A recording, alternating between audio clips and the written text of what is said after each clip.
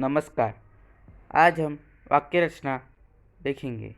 हमारे चैनल को सब्सक्राइब करें, वीडियो को लाइक करें और शेयर करें। वाक्य रचना।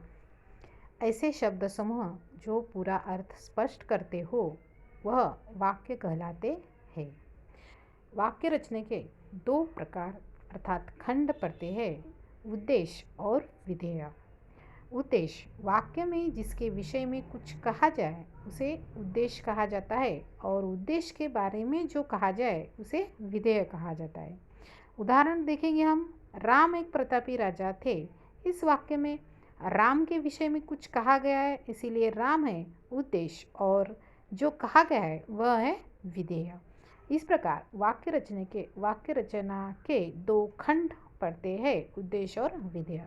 अच्छे से यह बात आपको ध्यान में रखनी है। इसी प्रकार कुछ और हम वाक्य देखेंगे। हिमालय देश का गौरव है। इस वाक्य में हिमालय उद्देश्य और देश का गौरव है विधेय।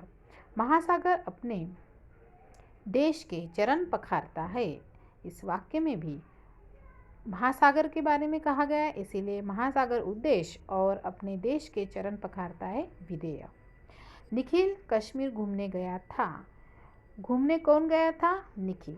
तो निखिल उद्देश्य और घूमने कश्मीर घूमने गया था विधेय। मुंबई देश की आर्थिक राजधानी है। आर्थिक राजधानी कौन है? मुंबई। तो इसीलिए मुंबई उद्देश्य और देश की आर्थिक राजधानी है विधेय। परिश्रम सफलता की कुंजी है। इस वाक्य में सफलता की कुंजी कौन है? परिश्रम। तो परिश्रम उद्देश्य अर्थात परिश्रम के बारे में कहा गया, इसीलिए परिश्रम है उद्देश्य और सफलता की कुंजी है विधेय।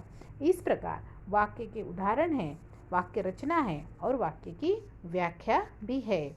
यह बात आप अच्छे से ध्यान में रखो और नोट्स निकालो।